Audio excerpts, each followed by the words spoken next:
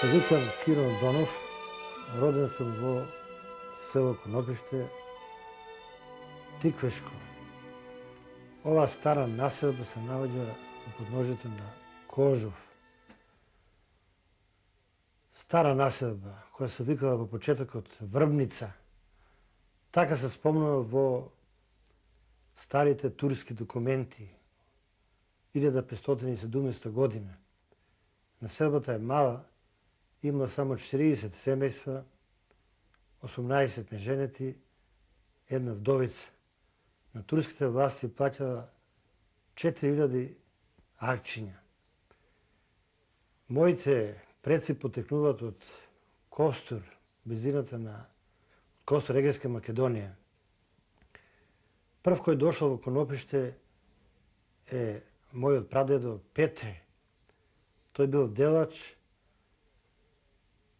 изработувал дрва, сеча дрва од планината, а потоа ги продавале во Солун. Во нашето семејство имаше повеќе членови. Се сеќавам на мојот дедо Никола. Тој беше вистински народен раскажувач. Човек кој што поминал ни сито и решето. Учесник во многу војни, во Балканските, во Првата светска војна, соборал тамо некаде во Галиција, бил и заробен од страна на австриците. Тука имам една слика, може да се покаже, да се види. Сите овие настани кои ги доживува во време на војната, тој ги раскажува на домашните. Пред мене е сега една слика од тие детски години. Навечер, така бевме собрани сите, а тоа се случува и секоја вечер. Додека навечер надвор забиваше ветерот, капелот удираше во прозорецот, а тој ја почнува да ја раскажува својата судбина. Тогаш за прв пат го засакав народниот расказ, кажувањето на нашиот човек. Тогаш се родија првите николци да се интересирам за трагичната судбина за нашите луѓе кои страдаа низ војните, Балканските војни, како што реков, Првата светска војна, кои умираа на различни боишта, а ги имаше такви илјадници. Тако бил и мојот дедо. Кога завршив филозофски факултет, работев една година во Горна Бошва како учител, исто така една година во Кумановско, во селото Винце, а сега работам во училишниот центар Јосип Броз Тито во Неготина. Предавам предмет македонски јазик и литература. Тука сум на работа 27 години.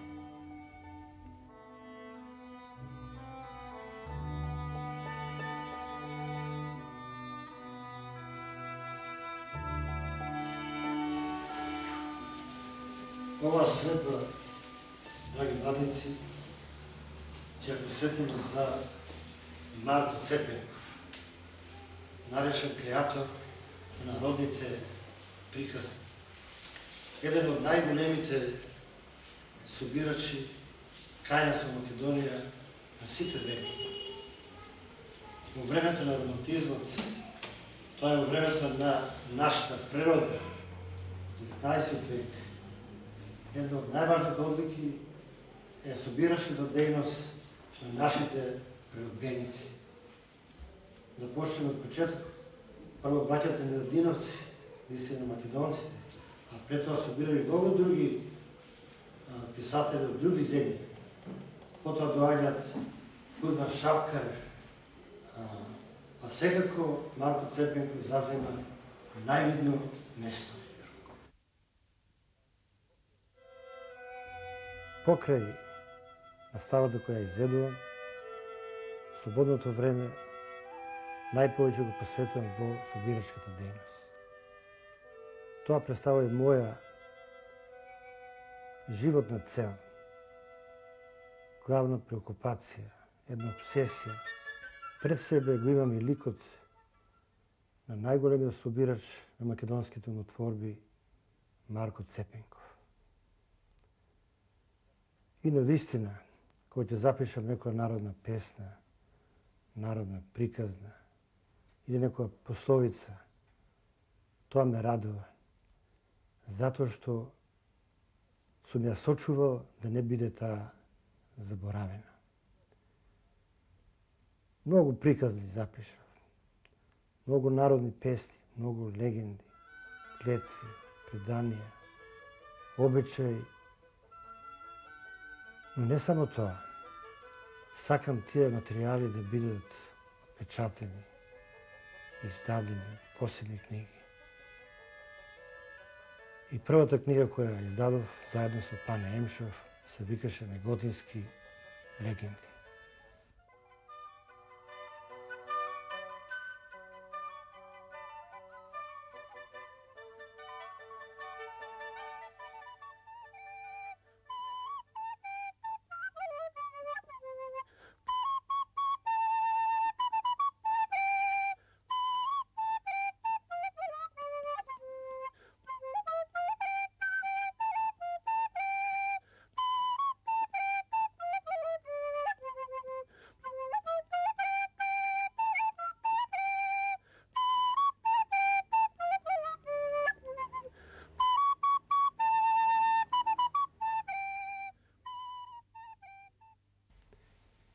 Мој живот. Овде ќе ја цитирам и мислата на Рацин, дека јас не направив палати, немам убава кола, не стекнав некоја богатство, да кажам, но за себе оставам голем фолклорен материјал. Тоа се стотици страници собрани од народот. Пресе ги собирав од илјадници луѓе и патував многу. Во многу села ги посетив бушевијата, Тиквеш. Целта ми беше од овие луѓе да собирам, зашто тие ги живеат последните денови. Ако сега ние не запишеме од нив, утре ќе биде касно.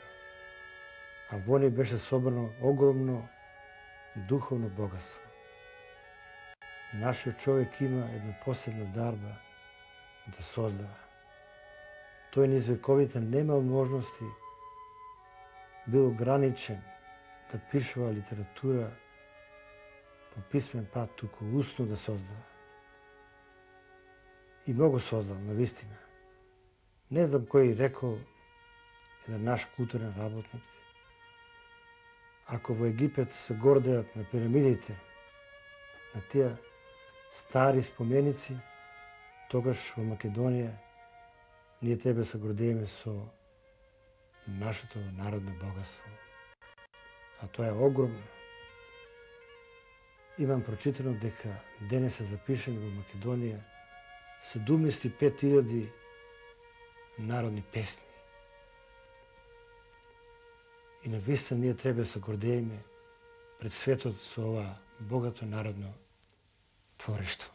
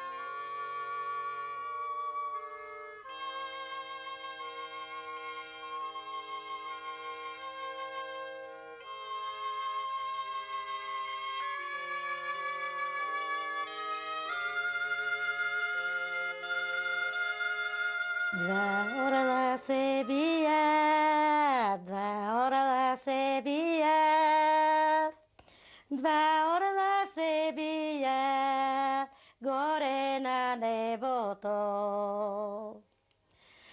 Gore na nebo to, dve zmije se bije, dolo na zemljata.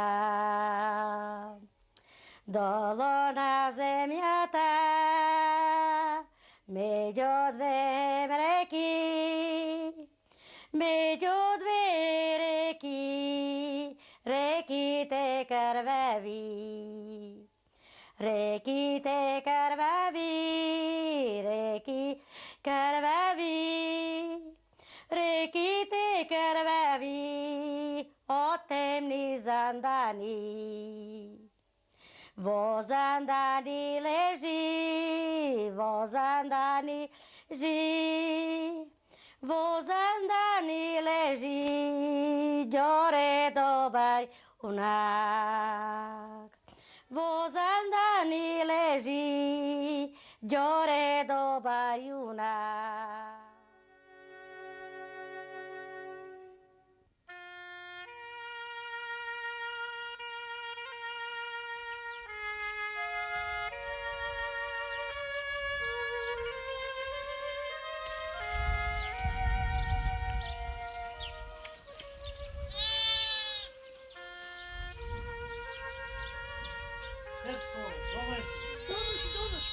Дама нямам дойдено. Дидем, здраво. Нека, нека. Како си? Много арно, ленци ти едам дома. Јутни тони како е? Добар е он. И каде сега? Ами со кој се? Кој си? Каде ги пасне? Сакаш да ги пасне нешто? До овие место тука, наследи.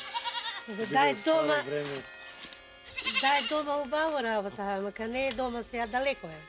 Најповеќе интересираме за ова место, градот што го викат. Има ли тако населба? Ја не знаеш да кажеш? Не знам ја, не знам. Ја е многу стара населба што постоја од Да, давнишни е он времиња. дома, он ето кажен, ти каже. Не само за тие места, има и за други, за чешмите, за Донова чешма, Ристова чешма, чешмата на Дичо, за Бугарови грамади, другите места. Ајде место има тука, за тоа во село е ја отказнам и шо Старо е село? случано, старо село и он е стар тука дисане. Стар ди Он сам. и знае и по татко му и како било, што било, он не е поместено тука, он сето го знае. Сега се наоѓаме во селото Горни Дисан и исто така до овој крај од постарите луѓе сум запишал повеќе легенди. За ова село постои едно предание или легенда како настанува името Дисан или Горни Дисан, зашто има и Долни Дисан. Според искажувањето на Методија Јанчев, во ова село името е добиено по името на некоја жена која се вика Десанка. Имено таа била ќерка на некој си богат господар која живеела во градот Белград. Односно Белград тука има кај нас една стара населба уште од римскиот период, а и понатаму во средниот век која се вика Белград. Неговата ќерка Десанка тука имала имот и по смртта на господарот сивот имот го остава на нејзе и по тоа нешто настанува и името на Дисан. Друга легенда во ова село е градот.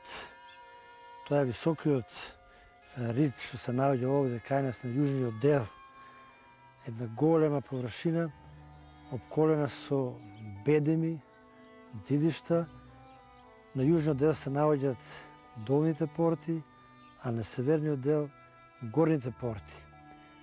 Ова населба исто така постоела за време на римскиот период. Дури се пронајдени монети од 6 век на императорот Јустинијан, Но мојата најголема пасија е всушност легендата.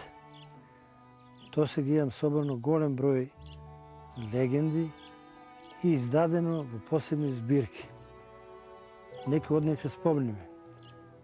Првата збирка од легенди е Неготински легенди, заедно со Пане Емшов. Потоа следуваат книгите Легенди, Вишина чешма, Богатиново кладенче, Слави чешма, Вишешница, Момина чука и многу други.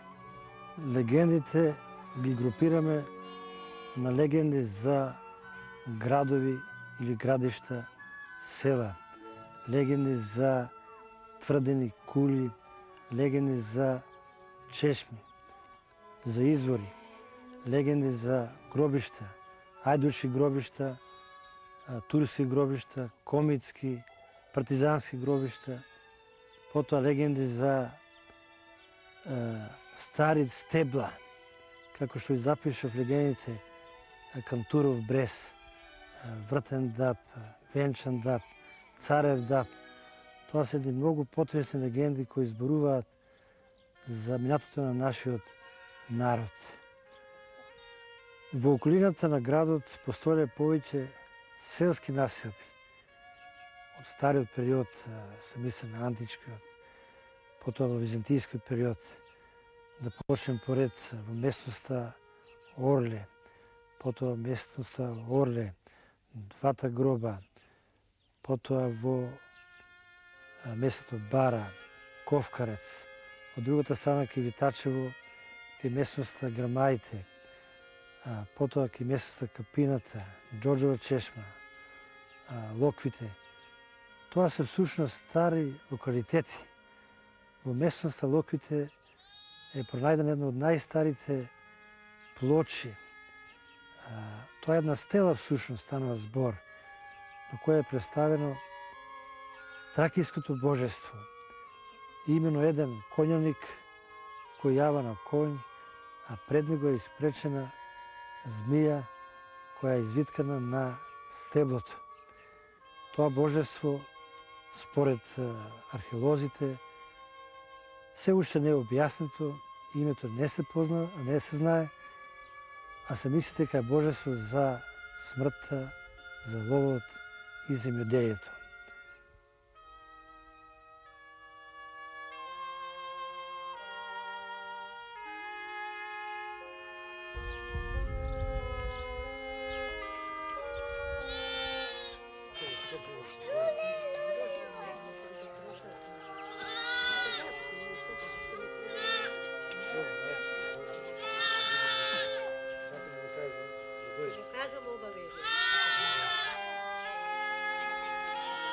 Досега барем патувајќи низ многу тиквишки населба, кои повеќе не постојат, тоа се веќе топоними некои од нив.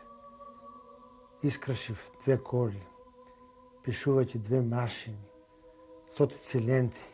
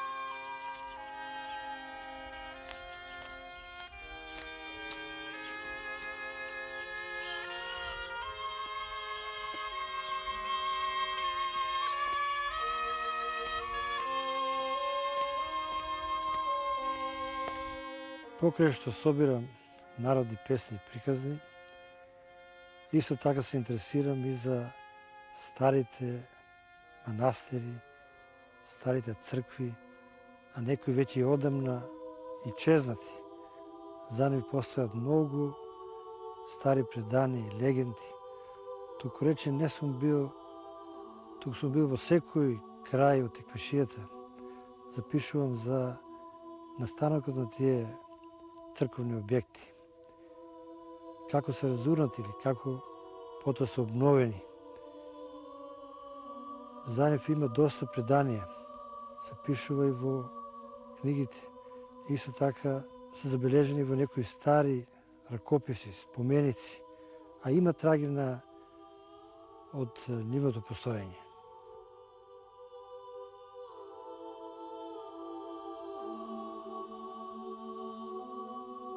До сега имам издадено 37 книги.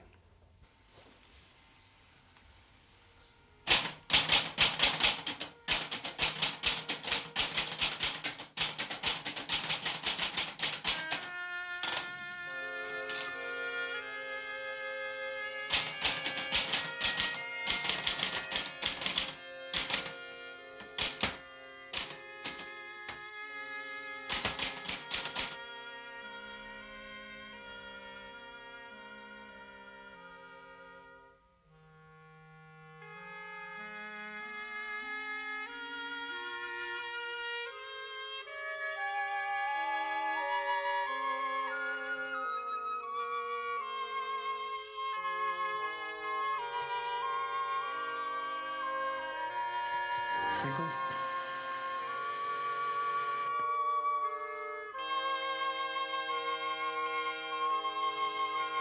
Чекай, да лапам.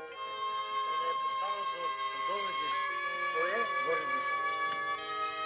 Горни дишам. Фател од чума пред 200 и повеќе години. И не знам. Дел избегал долни диски во горни отиш. Долни диски. Не знам сега. От колко време горни дишам, он е изгорено от 13 година от сърбите от Турце. Това доста 12 години. 12 години от сърбите. И се, когато закачили, да кажем, с бугарите, и айде, сърбите видете, турците ги прекарат да се свъртели, па с сърбите се съединили и на нашите от това изгорено. Зошто го викат диски? Не знам защо го викат диски. По името на некоја черка на Богат Господа, што живеел во Белград, во големиот град, Николаевци и долни диски. Е така, Белград се го вика. Неговата черка Kada tikva išao dođe. Санка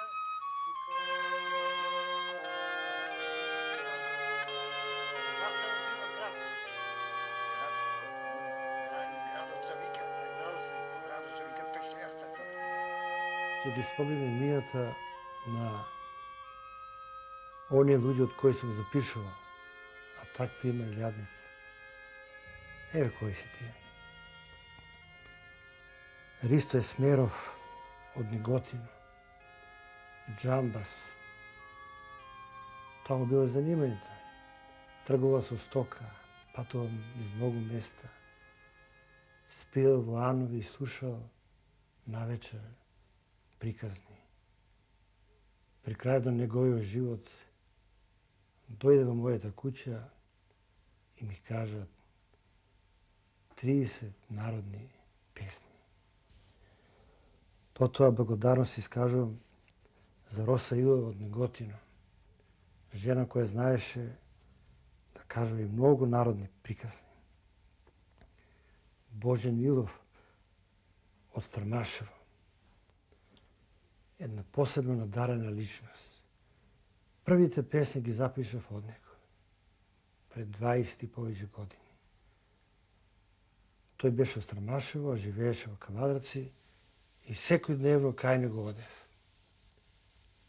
До последниот стих што го знаеше, а помнеше илјадници стихови, епски песни за краљи Марко, за Борен Дојчин, за Страхил војвода, за Сирман војвода. Тој ми кажа дека епските песни ги слушал на трпеза, на свадби и ги помна многу брзо. така една епска голема песна за Борен Дојчин ја запомнал со две слушања, а тоа се повеќе стихови. Една надарена личност ми кажа над 100 песни, голем број приказни, и до последниот стих го запишав од него. Еве сега ќе слушам една негова песна од магнитофонот.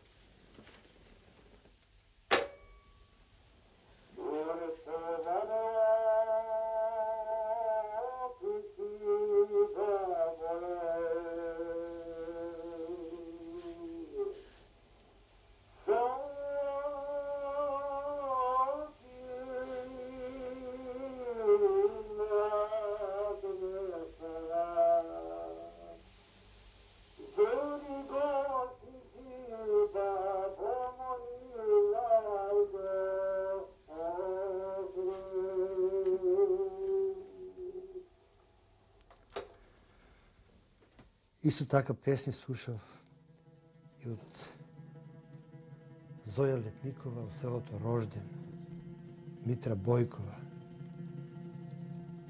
Лазо Козманов од Прждево, да кажеме за оваа личност. Лазо, како што реков, е роден во село Прждево, близината на Неготино. И тој беше надарена личност. Во песната внесуваше нешто свое.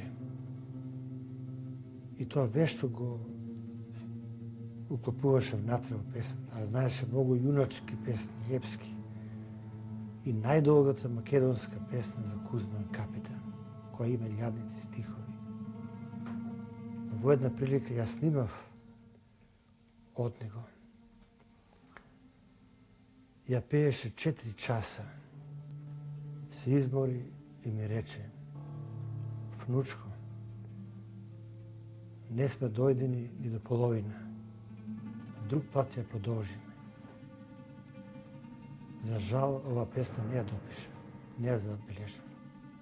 А тој ја слушал оваа песна Кузма Капитан од неговиот татко, што се пеела многу порано за време на турското владење, мислам последните децени од 20 век. Исто така запишав и доста песни на македонците муслимани од тиквишијата. Запишав неколку потресни балади, романси, а пред се со голема уметничка вредност се лирските песни, женските песни.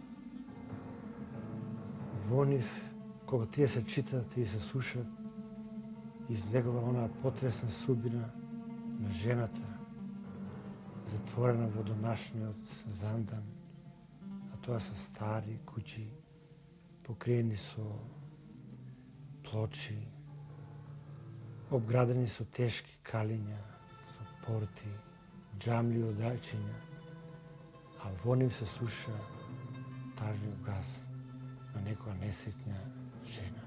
А јас морав да работам неуморно, секој дневно, да барам нови извори, но што знаев дека кога фаќам последниот воз, ако сега ние не запишеме, утре ќе биде касно. Познавам илјадници стари луѓе, повеќе со нив се движам. И ми представува задоволство кога ќе се сретнам со нив и разговарам. Ја навистина го сакам стариот човек. Кога ќе појдам во некој раселено место,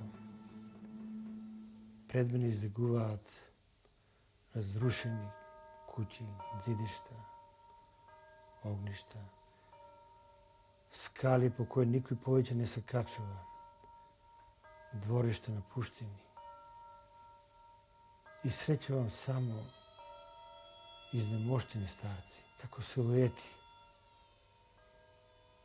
И сега ми прави задоволство со нив да разговарам, да запишувам. А во нивната душа е собрано, напластено, огромно народно творишно, духовно богатство. И тука започна тој расказ и разговор со нив.